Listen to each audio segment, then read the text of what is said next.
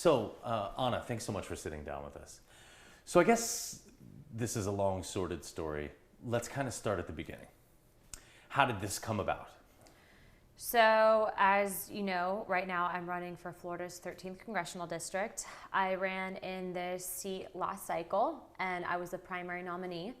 I was, fortunate enough to have the support of over 200,000 people within the district, which I'm very, very happy about.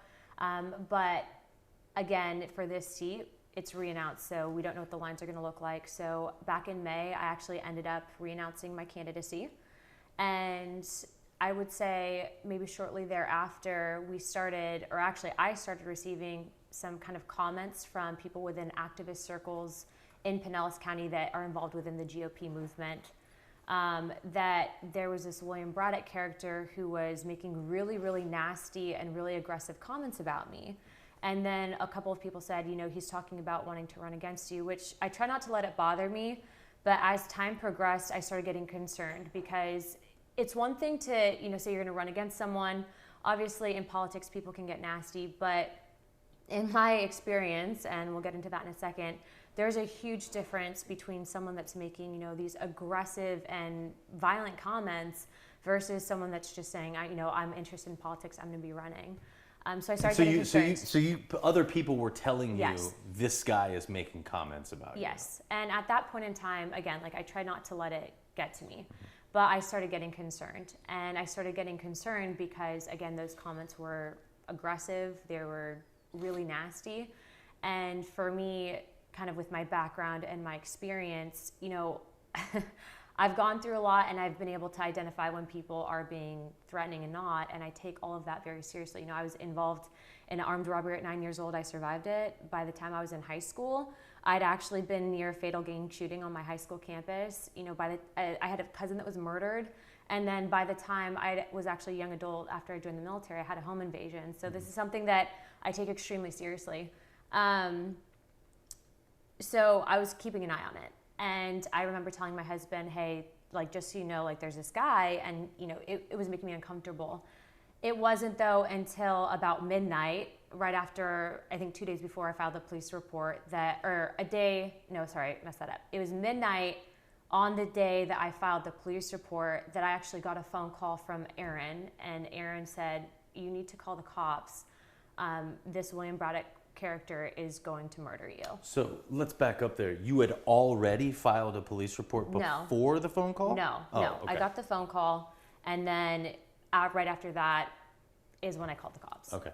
So you'd been hearing these comments, and then Aaron, and what's your relationship with Aaron? So Aaron was someone who I knew loosely within kind of local politics, but how I actually met Aaron was this year at CPAC was the first time I'd actually had an interaction with her, and she was actually dating at the time my friend Rogan. So I met her once, but then they shortly thereafter broke up, and it's not that, I wasn't close or anything, but, Right. The night of June 9th, Aaron calls you. Correct. And what did she midnight. say? She literally said, you need to call the cops. I just got off the phone with William Braddock. He's going to murder you. And I think that at that point in time, I didn't hear the phone call. And I was like, wait, what do you mean you're freaking me out? And then she kind of explained, she was actually really shaken up. She was on the phone, pretty disturbed by it. And at that point in time, I called the cops. How did you feel? I don't want to obviously get emotional talking about it, but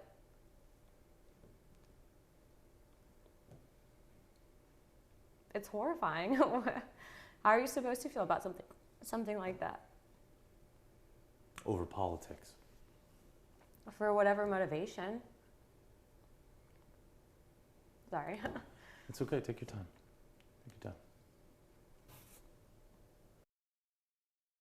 We were talking about obviously how upsetting it was to get that phone call. Yeah.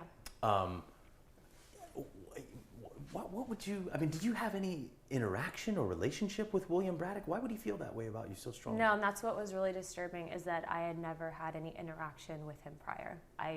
Maybe one time he introduced himself to me leading up to that, but I didn't personally know him other than that.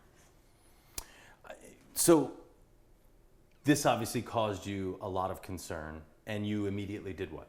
I called the cops. Okay. And I filed a police report immediately, and it was a really long night.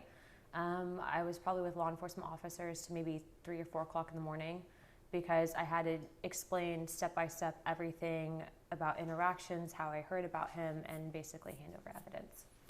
When you got into politics, you must not have thought that it would ever be a matter of life and death, right? I mean, you hear about this type of stuff in, I think, TV shows, but you never expect it to happen to you. And especially given the circumstance of, how he was just talking so nonchalantly about like a who, what, when, where, why plot and how he was going to murder me, it's pretty horrifying. Yeah. So tell me what happened after that.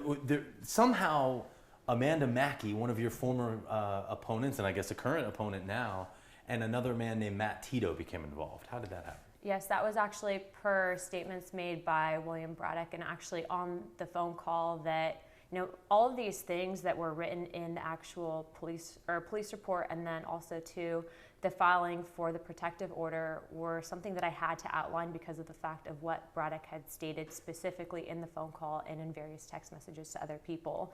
And William Braddock himself stated in that phone call that he was working with Amanda Mackey and Matt Tito to take me out. And for context, these are people that he himself said that I never once made that, and I had to turn over the evidence for law enforcement to be able to do their job. I never publicly posted that.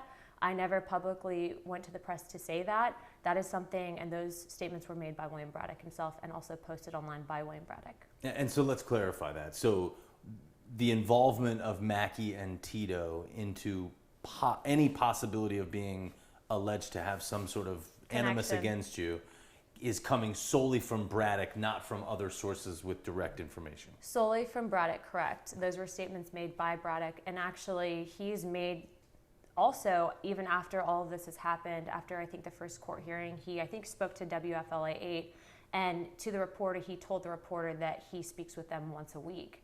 And I think that that's important to note because I've never said that this is all just me reporting this to law enforcement. I never made this public. I never did any press statements. William Braddock posted the injunction filing to social media. He went to the press. I did not. And so I think that it's really important for people to know that because there is evidence, and that evidence will come out in court on September 14th when hopefully we will have a permanent injunction against William Braddock. And I'm not going to let it intimidate me, but I think it's important for people to know those facts and that everything that I wrote in that injunction or request for the protection order is backed by evidence. Right.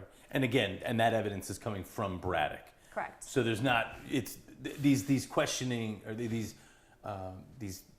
comments that you were getting about Braddock making certain threats against you.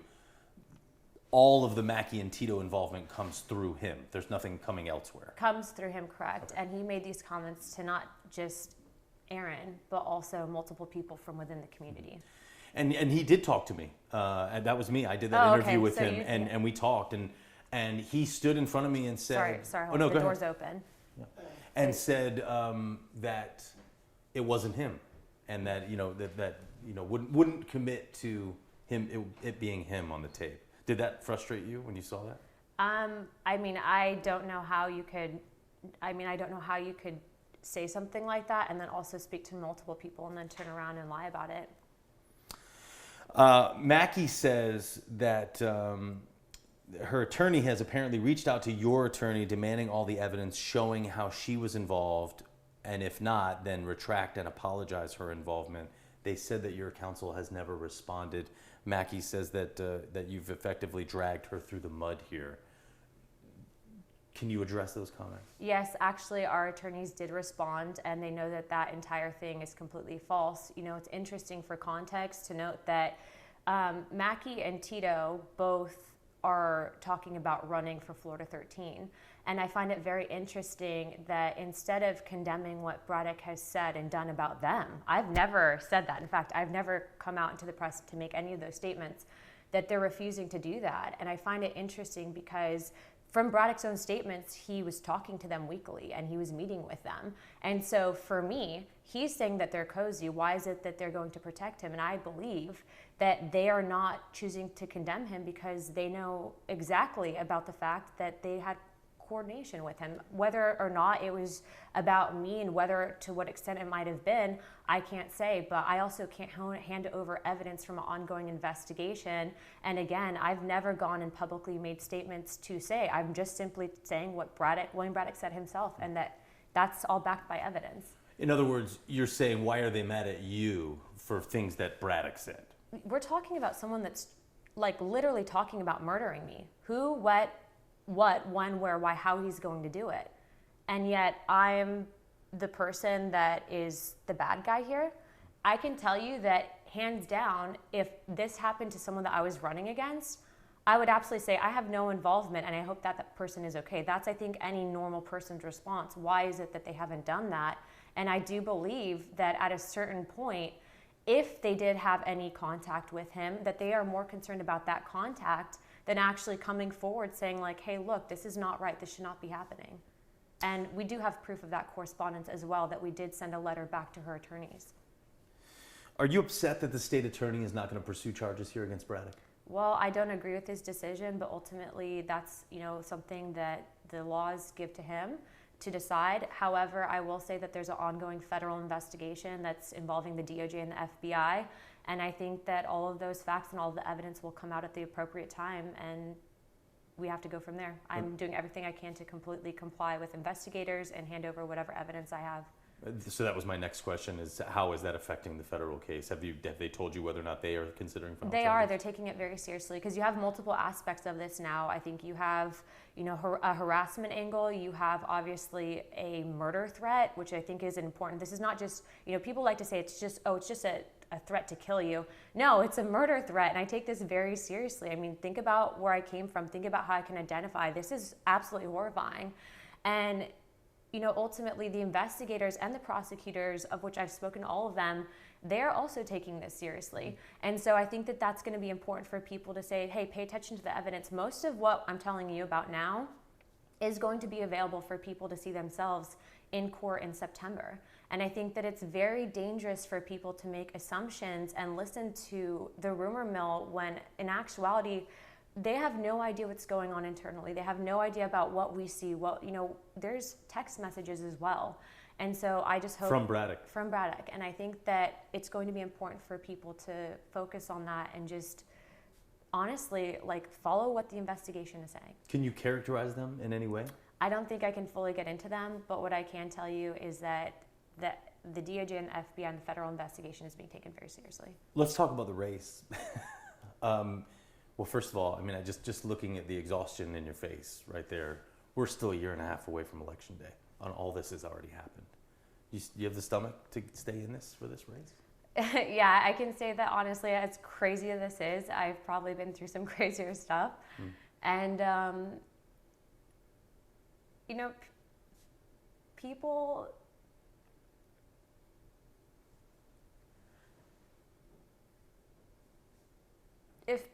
I think if people can just take a step back and realize that at the end of the day, I think that we are all fighting, whether our ideas conflict or not, for the betterment of the country, right? And there's so many different aspects, but to, I think, go after someone and publicly smear them and attack them. I mean, I've been called different things. I've been called mentally unstable. I've been called crazy. I've been called just vile, awful names. I've had my marriage attacked, and it's you can't, if that's what you think politics is and should be, and if that's what you think that, hold on, Grace is giving me the simple, is it bad? Sorry guys. Can I restart that, please? Absolutely. Yeah, sure. Can you ask the question again? Sorry. Yeah, absolutely. I just want to talk about the race. We're a year and a half out, and all this has already happened. I think a lot of people might say, man, this might not even be worth it. Is it still worth it to you? For me, yes. I think a lot of people, look at the situation, and as horrifying as it is, I think that, when you're fighting for something that you truly believe in, I think that you have to just accept that it's a possibility. And ultimately for me, I think if people could just take a step back and realize that there are, regardless of whether or not people disagree, everyone's trying to promote what's best for the country. And I think part of what we saw in the last election cycle, even with President Trump, is that, you know, you do have good and bad reporters. You do have good and bad candidates, I think, on all sides. And I think about it's important for people before they make any decisions, especially on stuff like this, especially given that it is such a sensitive topic, and also there's, you know, I'm not just a headline. This is my life, and I take it very seriously. So yes, I'm going to keep fighting, because I told the people back in November and my supporters I wasn't going anywhere, that this is just the beginning. And so with that, I'm pushing forward. I've always had this ability to adapt and overcome odd circumstances, and I think that that's part of my story. But hopefully sharing my story will enable other people as well that might be victims of similar circumstances to just let them know it's okay, you can get through it. You know, this is obviously a fever-pitched battle already. What do you think is going to make the difference in this race on who gets the Republican nomination? I mean, first of all, what you just said about everyone wants the betterment of the country, they might just be going about it different ways. You often hear that when people talk about different solutions on opposite sides of the political aisle, but this was a candidate who's on your side. Yeah, and that's something that I think I never expected something like this to come from within my own party, right? I don't think that is a fair representation of Republicans. I think that this person is very angry. I think that they're disturbed. And I think that, you know, people can sometimes lose focus of the bigger picture, which is if you're running for Congress, you're ultimately running to represent the voices of the people in the district, right? You're fighting for them in Washington, D.C. I think that a lot of times also, you know, if people are this desperate, I mean, power corrupts, that's something that we all know, and it's a very true statement. And I think it isn't more true today than it ever was before. But I will also say that, you know, with what I'm hoping to do and what I'm hoping to accomplish, this I'm hoping that I can put behind me. And I do anticipate that in September, on September 14th, we will have a permanent protective order against William Braddock. And we will be campaigning you know, from now until then, moving forward. And hopefully it'll be something that people can see the evidence of. What I think will set me apart is that I've always been very honest, and people know that. And I've never been the one to make a statement without having evidence to back it up. Last question for you. Mackie announced yesterday that she is going to run against you. She finished second to you in that Republican primary last year. So she presumably would be your biggest competition, at least thus far, in this race. State Representative Chris Latvala endorsed her at the rally and called you a phony who previously supported Barack Obama. How do you respond to that? I think it's interesting because he also said that I was lying about the Braddock threats. And I think that it's really interesting that Latvala and both Mackie would act and behave like that, but ultimately it's not up to them. And regardless of who he endorses, it doesn't really matter because it's the people that decide, not them. Anna, thank you very much for taking the time out today. I know this was emotional for you. I appreciate it. Thank you.